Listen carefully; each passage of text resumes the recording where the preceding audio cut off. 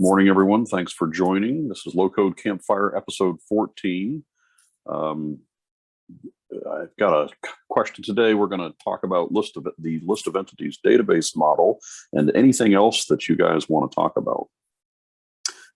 This is an event for those of you who are joining and haven't been here before. This is an event we do every Friday, 10 Central Standard, and it's just a community gathering. We're for low code enthusiasts. We're going to do technical challenges, techniques, experiences.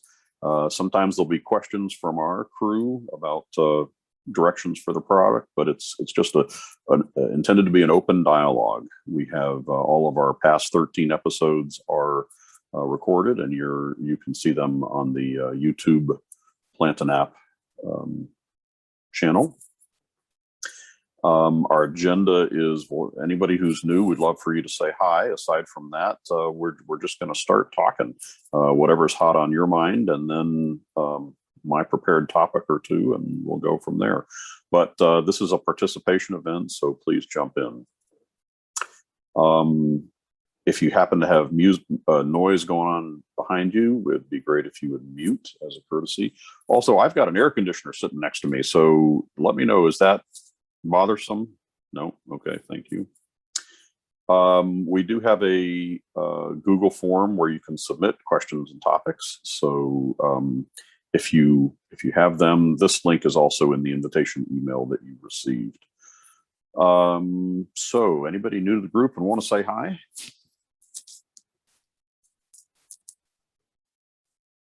Don't all speak at once. Well, good morning. I was a lurker in the last meeting, but so officially, I guess I'm new. Good morning, okay. And welcome. Hey, Matthew. Thank you. Glad you could join us. Glad to be here. Just for fun, what's your? You've got a long history with Dan and Sharp tools, or? Yes, I do. I thought maybe. Give or take 10 years. Yeah, so you're double my time. I started a little 5-6 years ago, learning, becoming aware of the tools, and then thinking, gee, I'd rather get things done than work at the bit and byte level. So this was, I'd rather. My view of the tools always has been, okay, I'm telling it what I want it to do, not how to do it, and I'm okay with not having to tell it how to do it anymore. So great, glad you're with us. I'll mention we've seen this before, but we're in the process of gathering reviews for Capterra, and anybody who has the experience with the product and can spend a few minutes, we would appreciate that. And beyond that, I had a few topics, but let's talk about what you want to talk about. What's going on?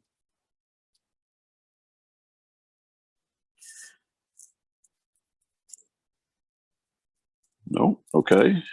Well, Matthew. I have a group today. I have got one. Yeah, just a kind of a more or less a strategy type question. So looking at either a form or a grid, will you want to use drag and drop for the sortable, your input, drag and drop, and so on? I'd like to be able to take essentially a list of elements from an entity or from a table, present them on screen, have the user be able to reorder them on screen, drag and drop, and then have that those changes saved in their order. So kind of create a personalized view of that. So what I did is I just took and created a quick form and then came out with the sortable input values. So I'm just wondering if anybody has ideas on how best to take that and move it to the next step, which would be to take, what was 1, 2, 3, 4 from a sort standpoint, how to go to my preferred sort, which might be 1, 4, 3, 2. Is that? I have Yep. So just to clarify, this is how far you've gotten with it. You have the input, and now you're wishing that you could sort it with an interactive drag and drop sort, but you haven't succeeded at that yet. No, I have. I've got a drag and drop sort, and I'm just experimenting with it. And so I've got, say, 4 questions on the screen, and they have a sequence, obviously, of 1 through 4. And then when I drag and drop, I've got, in this case, just a quick demo form that has a message that outputs their new sequence to the screen after submit. So now I've got, for instance, my output at that point, those tokens, which has, the question, then a pipe and a value. And then it has, in this case, my sequence that I've got based on my drag and drop is 1, 4, 2, 3.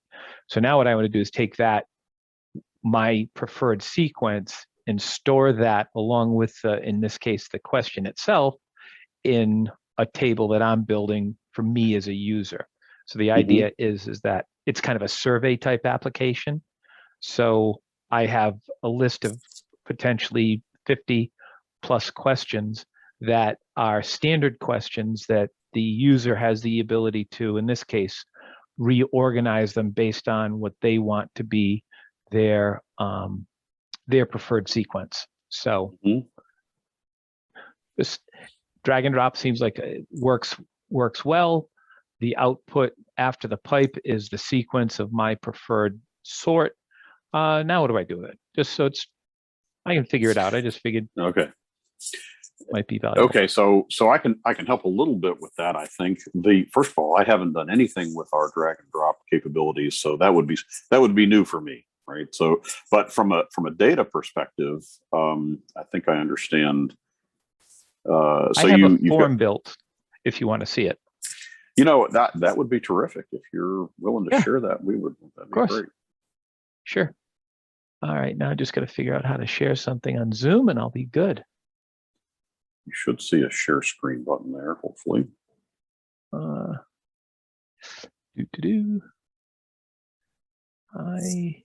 Yes, I do. Awesome. Screen 1.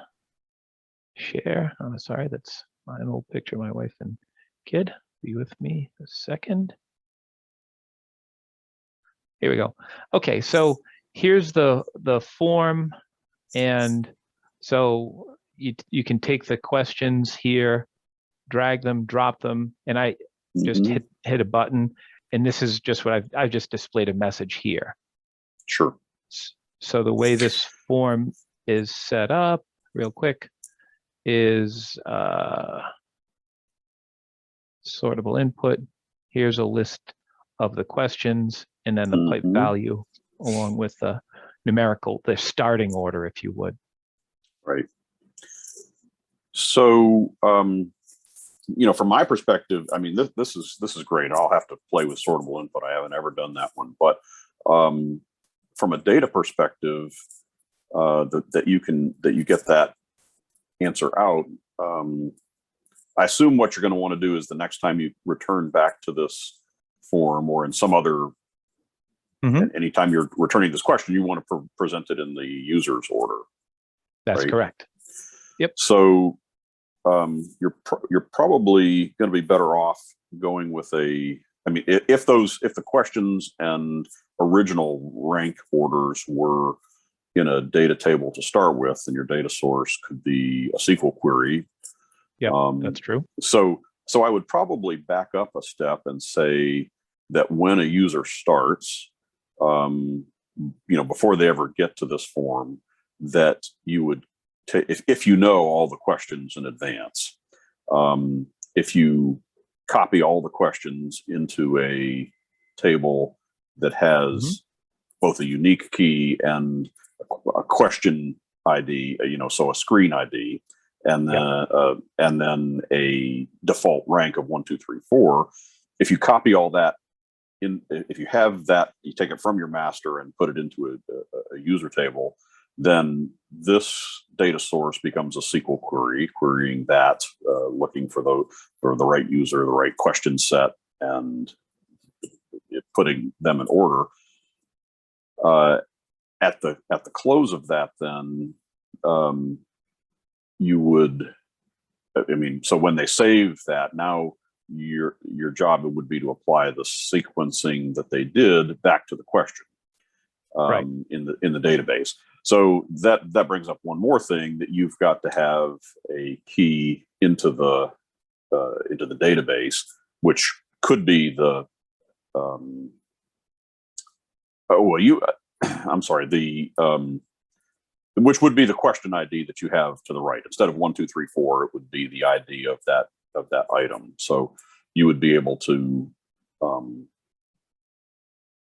update it from there. I mean, I can kind of see the path. It's a little bit hard to say it, but yeah, I understand. Yeah, so I assumed that's kind of the way I was going to do it anyway. So I was just throwing it out there to see if anybody's got any experience with this and can, point me in a direction. So thank you. Hey, Matthew. Yeah, this is Reza. I'm the product manager, but also a longtime, user. And before I even worked for the company, and I've literally done what you're wanting to do. I think you guys are on the right path with needing this to be in the database. Otherwise, it's always going to return this if it's just static, right? Even if you've stored it off somewhere, this will need to be a dynamically fetched list. And what I did, I was trying to pull it up in an app I built where I have this. What I allow users to do is have a screen where they can set, like, there's going to be a drop-down list, right? That has a lot of items. And what I'm doing is letting let's call it the internal data administrator of the system specify. So in this case, it's something for like doctors, right? And there's all these different medications that they can pick from to say someone's on, but there's so many, and there's very common ones. And I wanted them to be able to pick and sort that. So I used this technique in like a management screen. The regular users who get the form just see them sorted correctly, but I built a different form that says, hey, manage these lists, add items, and then drag and drop to sort. And I was going to look it up, but I think what I do is I let them, in this case, sort everything the way they want. And when they submit, I loop over one by one the results and basically update the order field in the table. So it's going to walk, and it knows the position that it's in, right? It knows, like, based on index.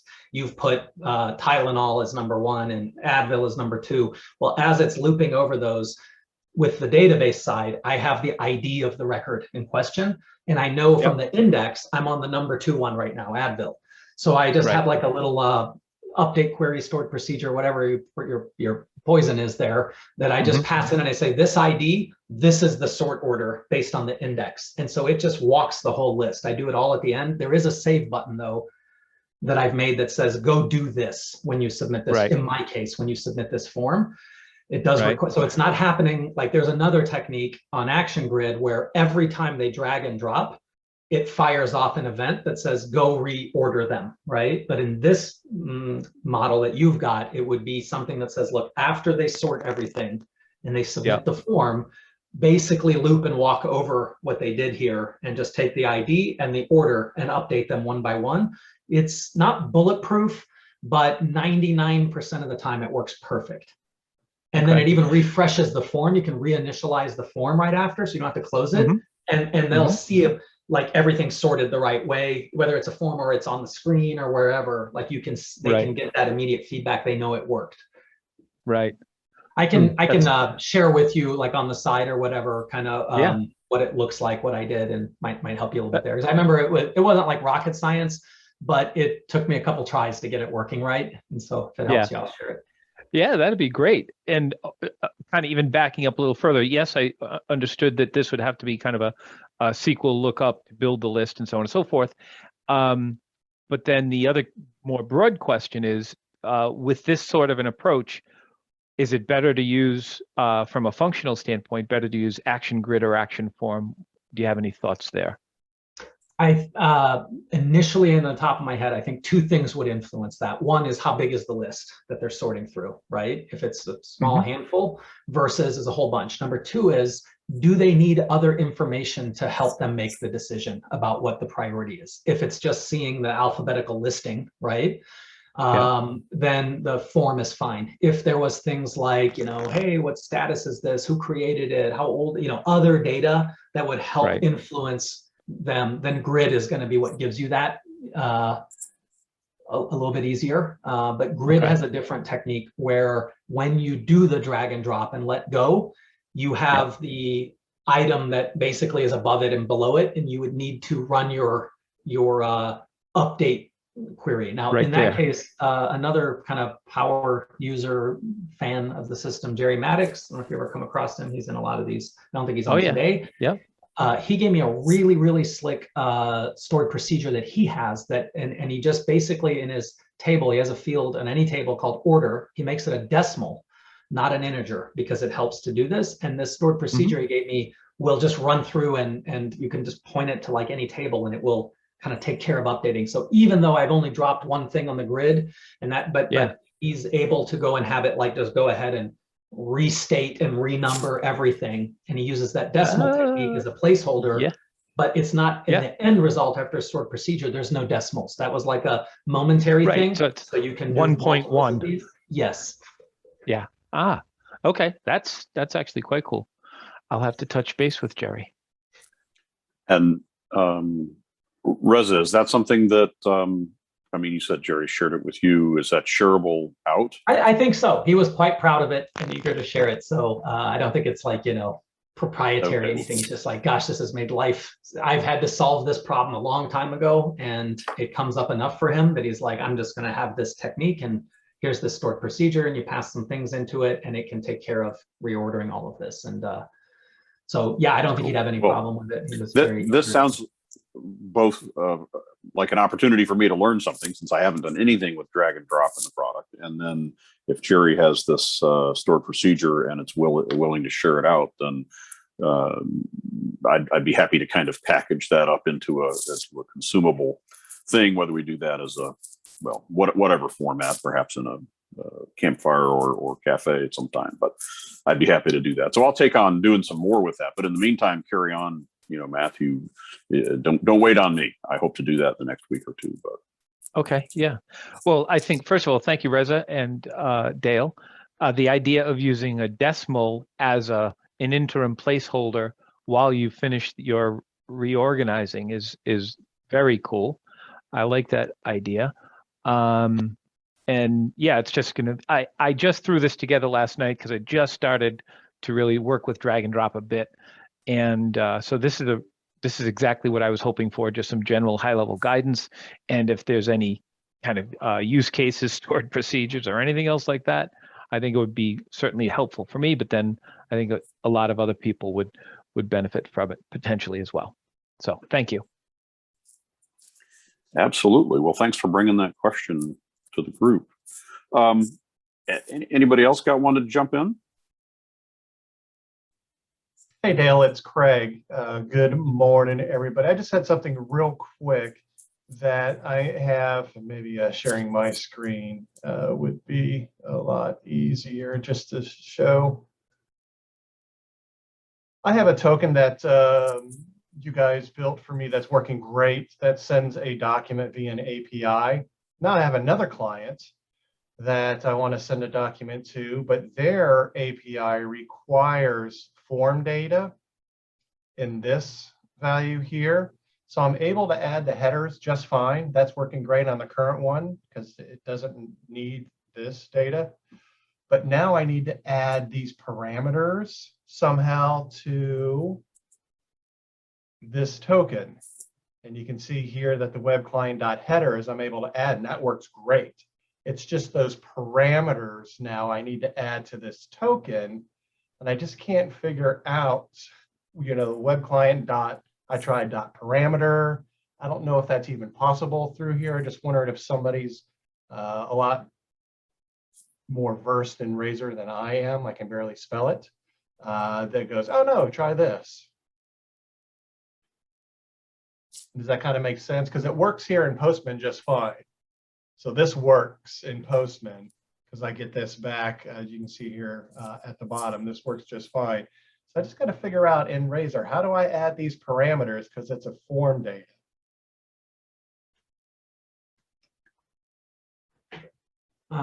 This is Reza again. I was looking at, I'm by no means an expert, but I'm just going to try to flex my Google foo on the fly here. So it's I tried to do that, yeah, so.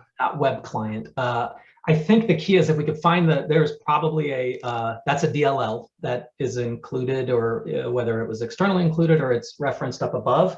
So if we can find, so I'm thinking it's system IO.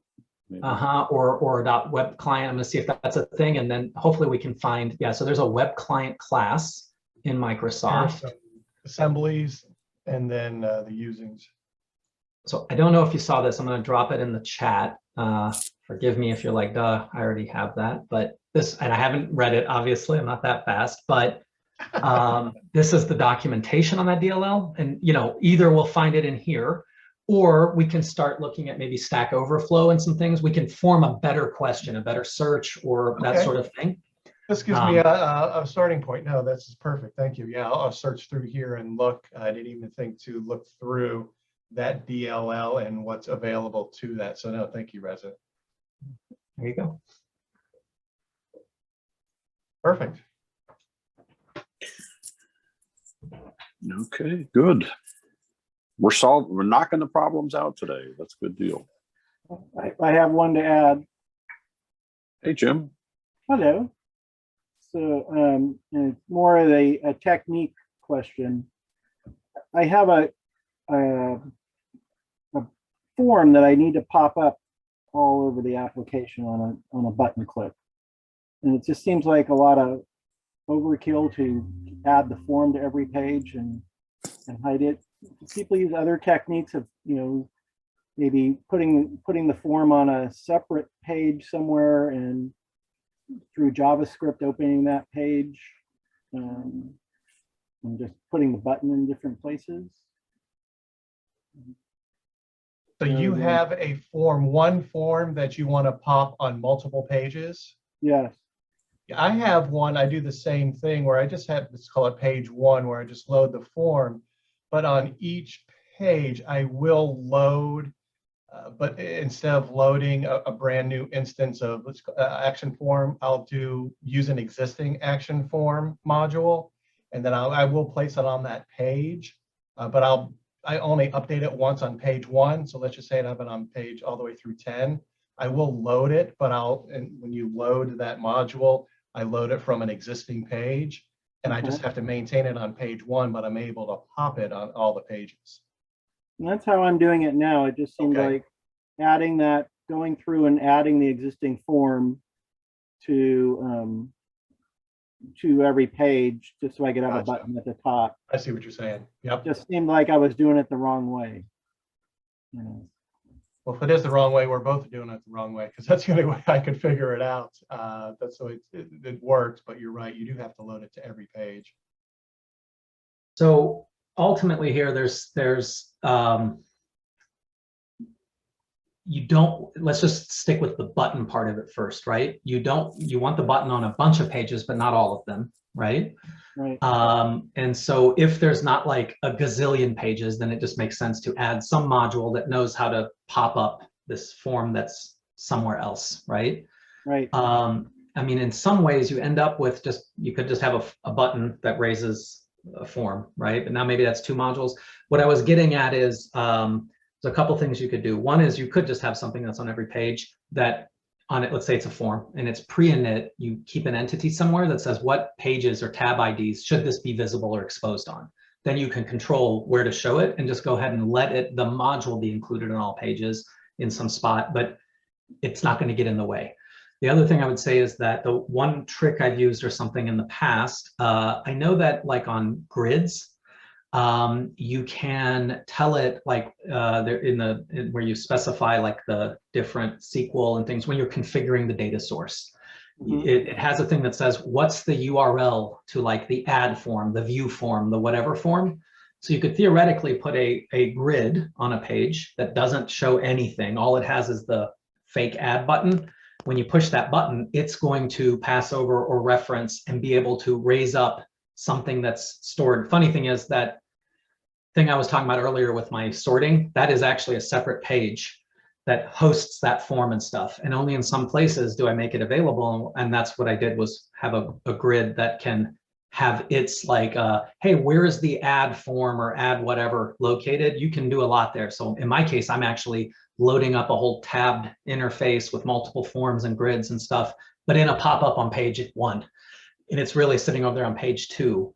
And the way I had done that was from using the action grid and its ability to point to URLs that are another page. Because while there is that JavaScript that says raise a module, there might be a way to raise one that's on another page, but I thought it was a little bit stuck to the page you're on. The module has to be open pop-up by ID or something it's called.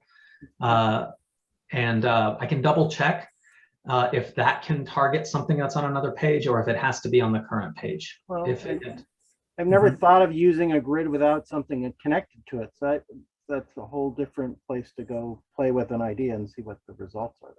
Yeah, you can make a fake query that never returns anything, so it's lightning fast. Like I know, unfortunately, in Oracle, it's like select from dual, but I think you can just say, you know, select one. Yes, right, exactly. I knew it was something like that, and so it's never gonna pull anything back. You can also in settings say like, hey, hide the whole grid and the header and everything like that, which would then just show the button that is for add, for example. And that button then is automatically, you can tell it there's an action that says run the add action or something like that, or the view action, wherever you want to put it. And all that will do then is technically open whatever's on that page. And you can pass in for the URL for that page. There's the, I don't know if you guys are familiar, I'm sure Dale, we can make it available, but there's that technique where you, if you're going to raise another page, you put in a couple parameters in the URL of that page that is saying to strip out the skin and all that other stuff, so that it's just going to be look like, hey, here's my module, right? Not another menu system and all the footer and everything. It'll strip the skin and stuff off. You know what I'm talking about? That I know that exists, but if Dale's got that those parameters, that'd be good too, because that. Yeah, I like that idea, because that using the grid like that, I could build a grid that has my one button that I need, but if other things come up in the future, I could just add another button to that grid control and off it goes. Yeah, and even have it be dynamic with those buttons. Depends on a role, which button they see, which form it'll pop. You know, you get some flex there. Yeah. Yeah. Okay. I hadn't thought about that at all. That's cool. All right. Yeah, that is very cool. And if you happen to be able to share something like that at some point, you know, just kind of mock up, that would be awesome. Isn't that just trading the effort of depositing the form on every page over to depositing the grid on every page? So the idea here, though, would be that you wouldn't put it on every page, right? Because you could put something on every page, but with a form, though, you would have to have two forms, right, on every page. One that, or a button or a text mod, something that says, I want the button that would pop the other thing up.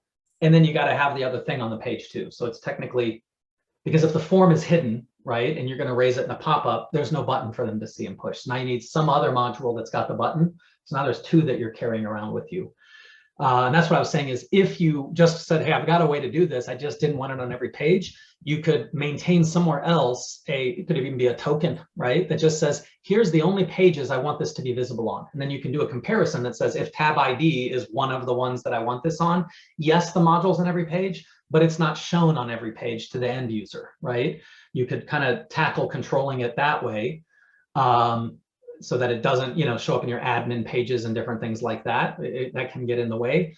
But the idea here was that, like I was saying, is if you've only got, 10 pages you want this on or something, yes, you would make a reference to that module and it's going to do the button pop up. But you've got, if you want to, like we were saying, if you want to change it, add another button, do whatever, it'll be applied to all of them. But the actual form itself, or the thing you're popping up, because you could pop up just about anything, right? Is a one, it's separate and it's maintained, and you can just go take care of it separately. So yeah, it's not That's one of those. It's not a weird perfect in-between- solution, but it's, yeah. Well, Yeah. it sounds So- like a control panel for additional forms that live elsewhere. That sounds actually very, very useful. So the technique that you're talking about will actually open a page, right? Not pop a form. Correct. It'll pop up So- another page, or you can target things that are on that page, and they won't. But when you use this strip the skin stuff, you won't get everything else that's on the page. Right. So, but my point is that if the page could be more complex than just a single form. Mhm. So now you've opened up. It could have tabs. It could have grids. It could have forms.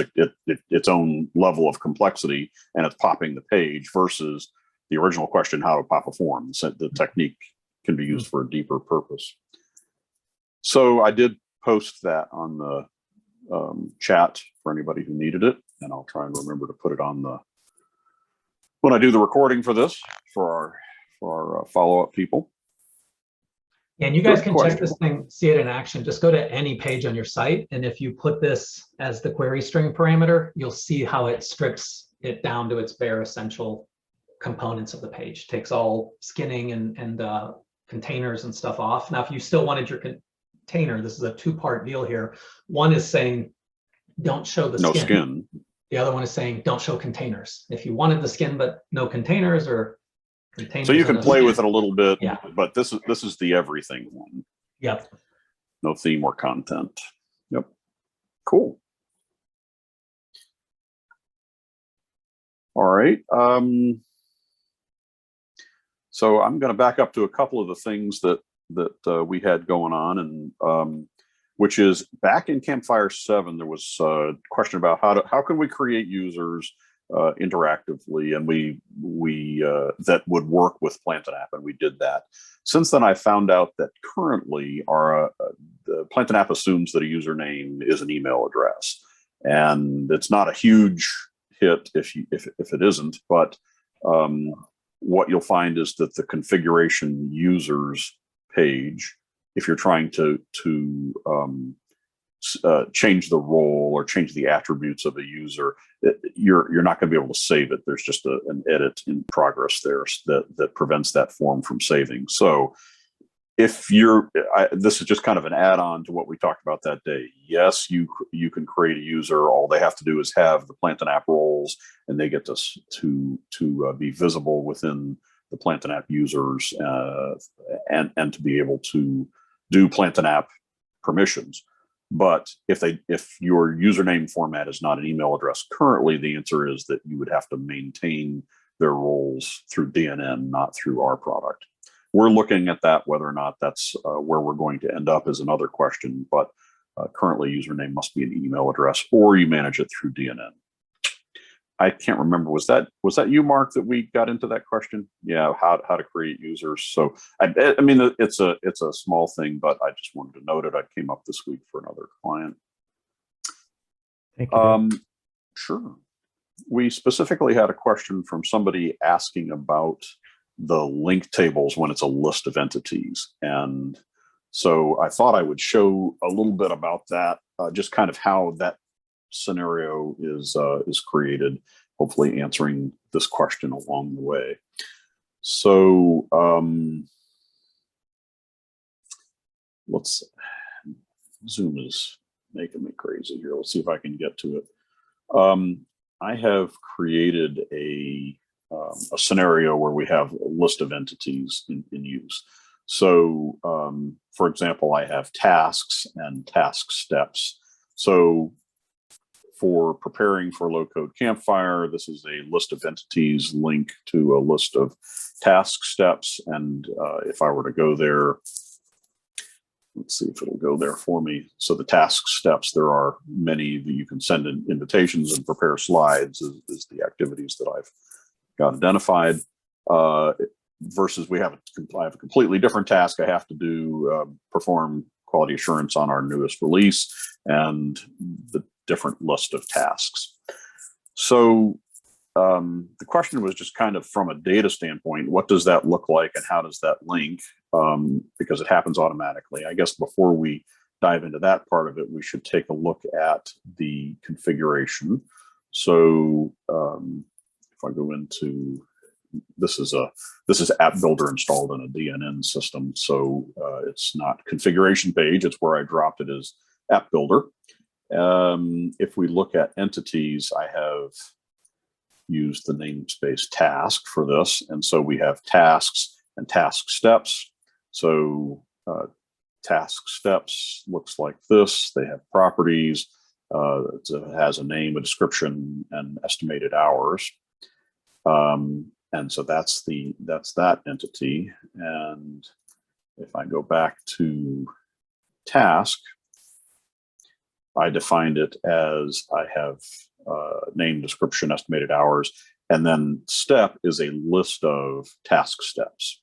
So that's how I created the relationship, the list of, and we get all the magic in the I stopped sharing, didn't I? Let's see, try that again.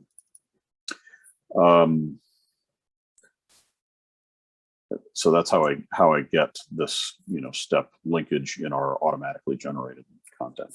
So what I wanted to show you was, well, what does that look like behind the scenes? So we have our two entities, task and task step, that were created in the app namespace, so app.task. And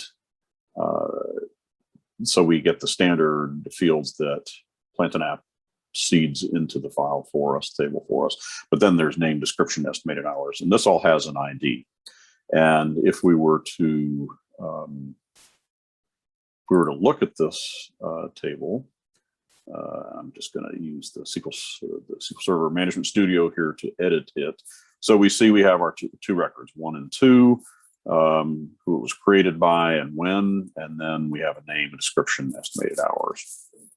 If we look at task steps columns, we have the same preceded columns plus the name of this step. And let's see, we also have description, estimated hours. And if we edit this and take a look at that, so they each have their unique ID, 1 through 5. It was who it was created by, the description, the name. So we have all our data, but one of the things that you'll notice is we don't have a key to the task. That's done through an intermediary table. So for example, we have task 1 and task 2, and we don't have anything here that links these things. Let's see, task 1 is prepare for low code Campfire. And so that's things like send invitations, prepare slides, but these test forms, test listings, test tabs all go to task 2, and there's no linkage to that.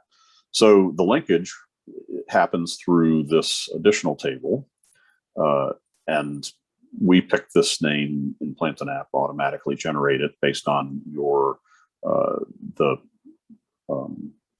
entities that you're linking. But this is, in this case, task step. And so this is just a standard naming convention, but the columns here are always very simplistic. We have an ID from the task, we have an ID from the task step, and so let's see what that looks like. So task ID, task step ID. So for task ID 1, they get that's related to task step ID 1 and 2. Task 2 is related to 3, 4, and 5. And so this is the linkage. So if you were trying to generate a flat table where you could show content from both task and task step together in a grid, the way that you would link those up, and I'll tell you, just like I've never done drag and drop. I'm not really that great at writing SQL. It's a hard, I can do it, but I prefer using the tools every time. And so SQL Server Management Studio lets you do that interactively. So if you have access to SQL Server Management Studio in your database, you can do this. So I'm going to add table and load the, where are they?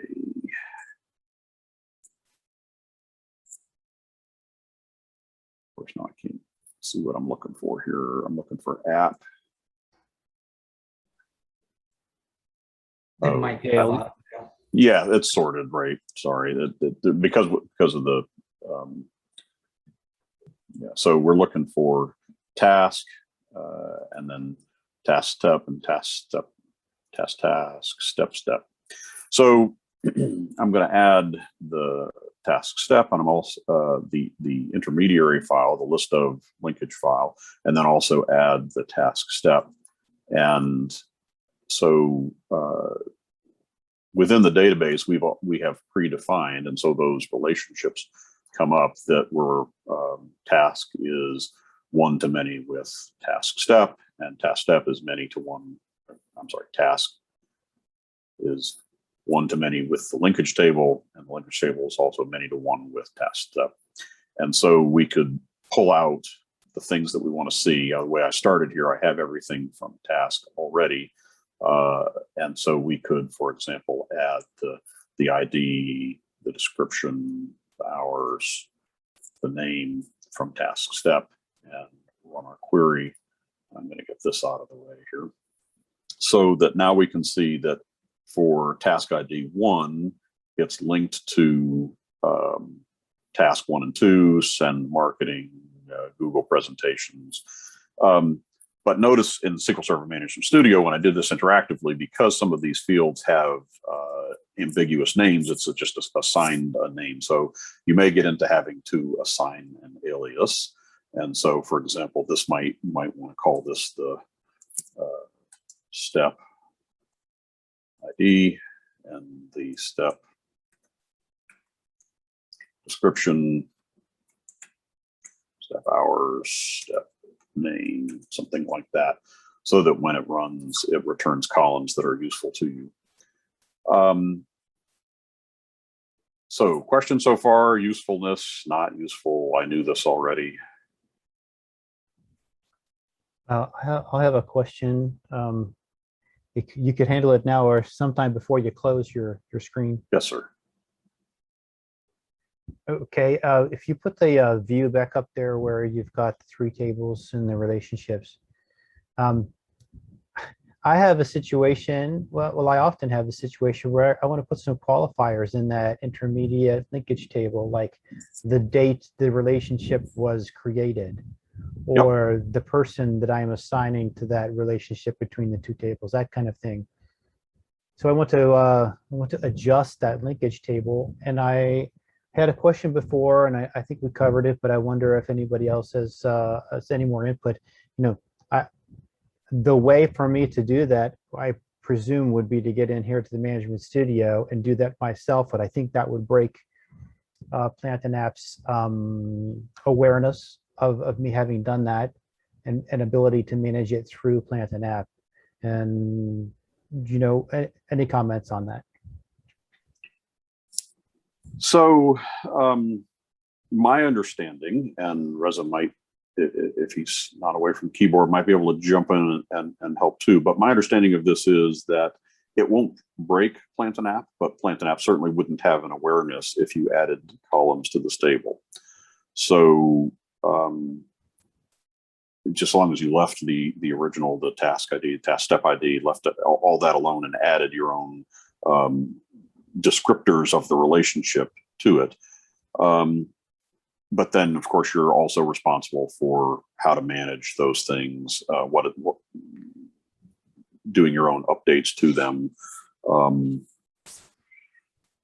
So, you are taking on some challenge in doing that.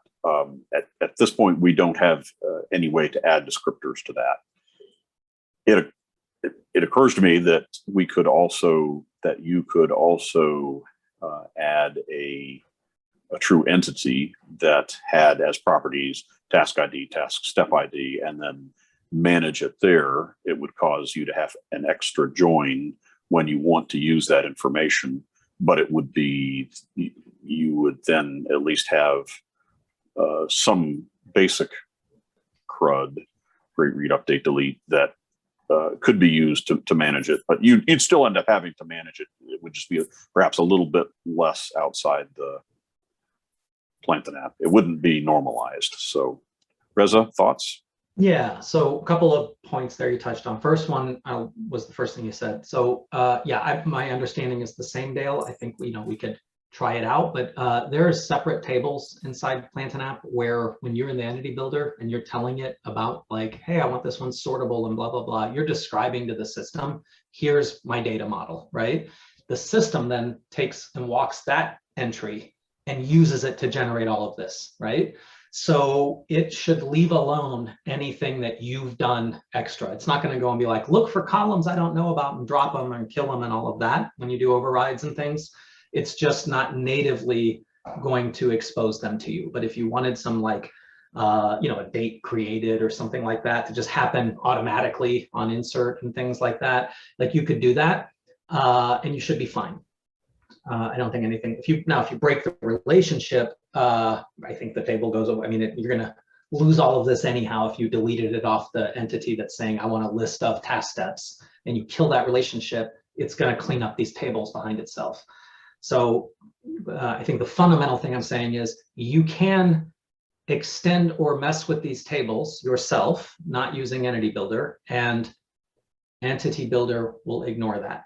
But by ignore that, it's not going to add those fields onto your forms or anything for you. So I would say use cautiously and use sparingly because you needed something it doesn't give you out of the box, a blob field or something, and then you're going to add that field to the form yourself and kind of take over managing it yourself. Just like if you went to the form and started changing the stuff it put in there, the permissions that it put in, you put your own more complex permissions in, it'll just leave that alone. It'll see that you've done something that it's not what it's expecting, and it's just kind of saying, you own this now.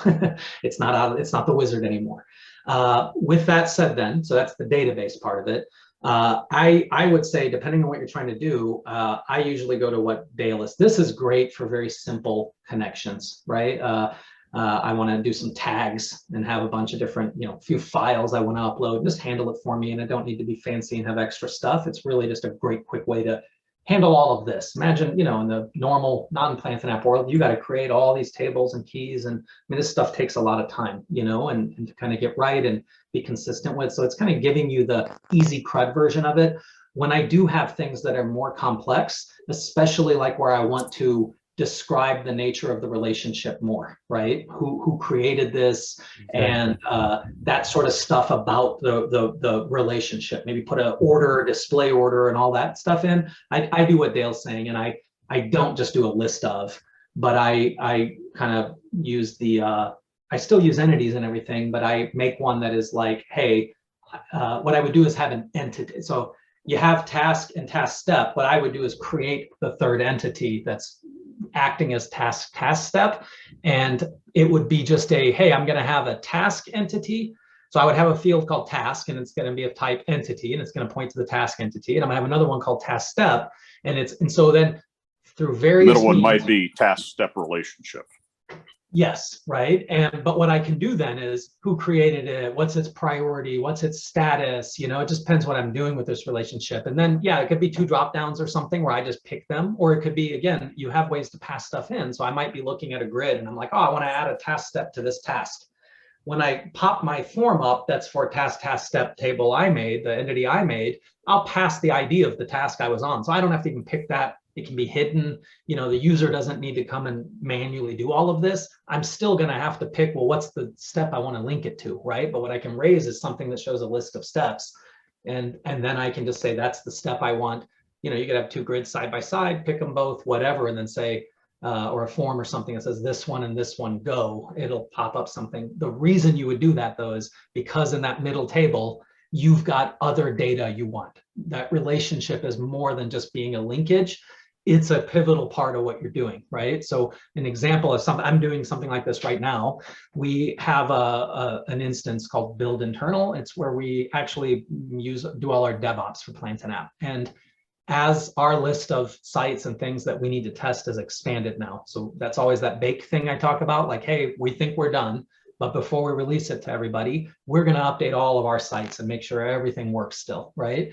Well, that list has gotten quite large and it got too unruly to track in a spreadsheet. So what I've done is I've created one entity that says, here's our systems, right? These are all the systems I have and things I know about them and stuff like that. What version of DNN are they? What version of App Builder are they? That sort of thing. And then I've got, like Dale's got here actually, here's my steps for checking them out and stuff like that. Each release, I'm going to have to create a list of all of these. 115, hey, here's 15 things to check out. Next release, I want that. So I've got one that I've made a type, it's like template, where I've defined, here's all my systems and all of that stuff. Then I have another entity that's saying, here's the release and here's the system. And then now describing not just that relationship, but that what was the testing result? Did it check out? Did it have issues? When did we test it? Who tested it? Who cleared it? All that stuff that was about the relationship of a release and a certain system and how the testing went. See, so that middle table, that's what I really care about here. I already have a release entity. I already have a systems entity where the meat comes in for me each release. And I got a workflow then that handles going and saying, hey, I'm doing 1.16 now. Go look up all the systems and stick records, loop over them and stick records into the middle table so that their status and stuff can be set to say these need to be tested and stuff like that, right?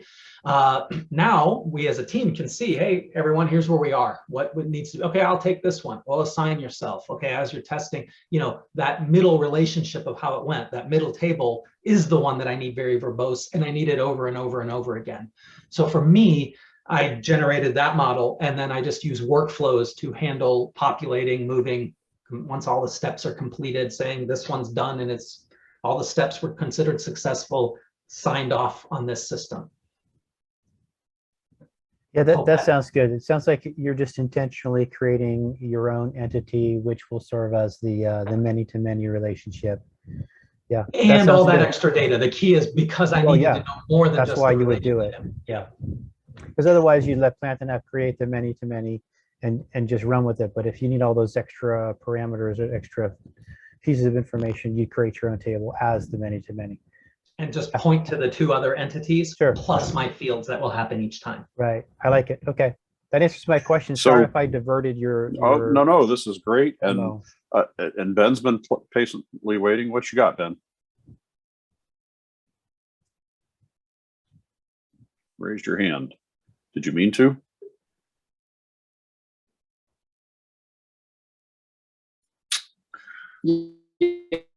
Yes. Sorry. I'm on vacation. I have really bad reception, so hopefully you can hear me. You're sketchy, but we'll give it a try. All right. I was just going to say, if this is the situation of you're looking to create like an, I mean, Ben, Ben, we're late too. Yeah. And Ben, we're getting of a sense on things that are done sharp scheduler.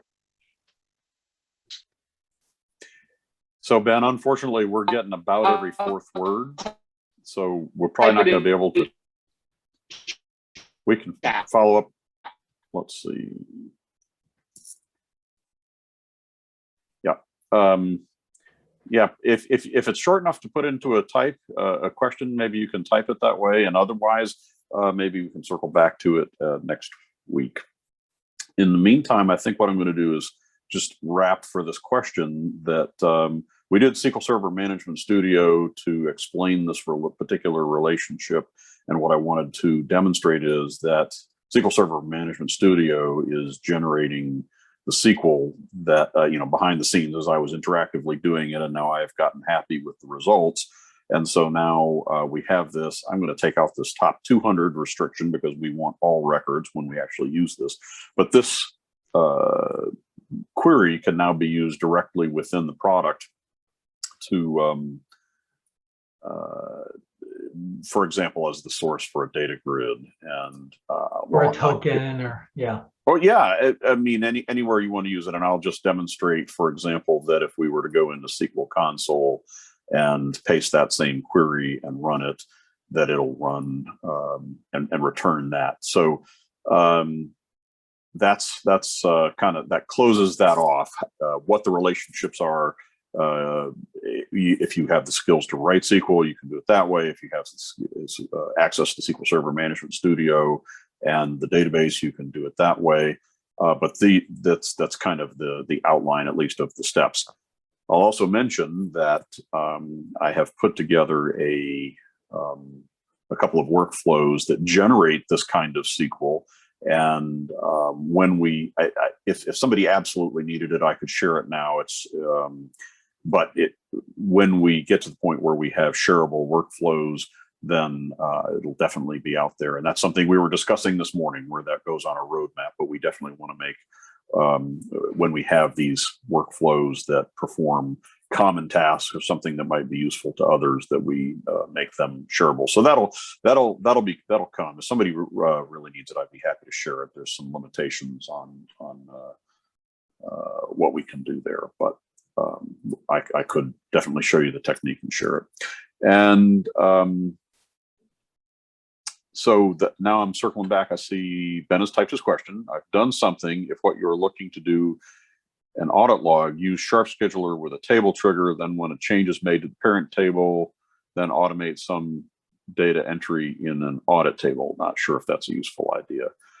But yeah, absolutely. If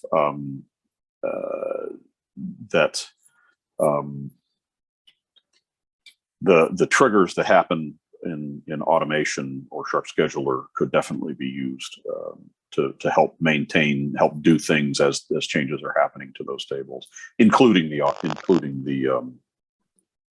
middle table. So good, thanks, Ben.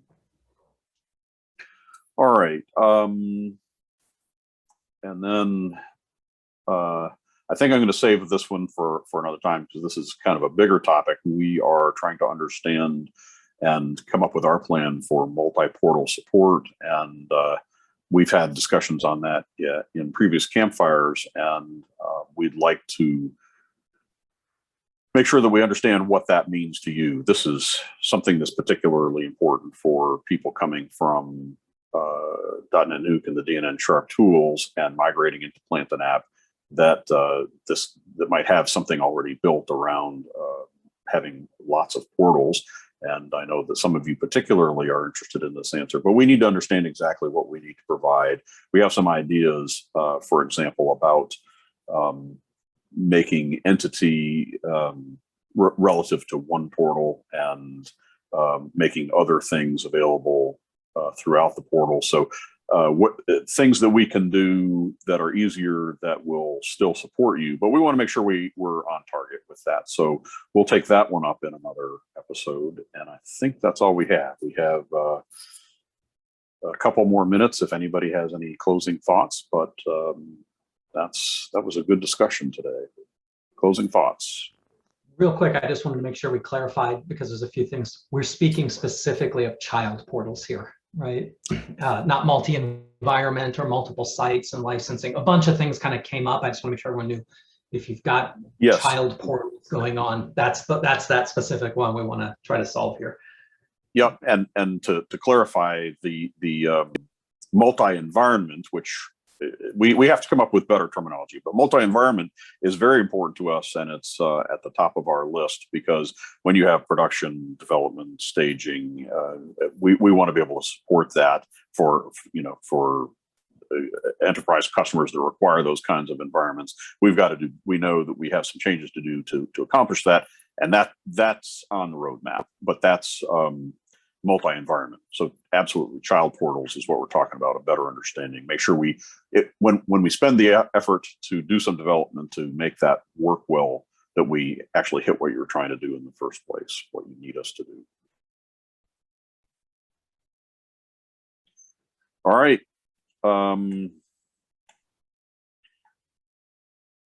So we'll meet again next Friday, 10 a.m. This is lucky Friday the 13th for any triskaidekaphobia. We got through it without any demo glitches. Well, maybe Ben with its audio, but there is a feedback form, and we'd appreciate that you providing that. And fill that out. We'd love to improve anything. We've definitely gotten ideas from the community about how to improve this, and we try to be sensitive to those. Any ideas about topics, if you let us know in advance, we'll try and do some prep, and we've got some of those for another time too. So hopefully we'll have those. But thank you all for coming. We'll see you next week. Thanks, Dale. Thanks, Dale. Thank you, Dale. Thanks, Reza. Thank Take you, care, Reza. everybody. Absolutely. Thanks, Bye-bye. everyone. Thanks, everyone. See you next week.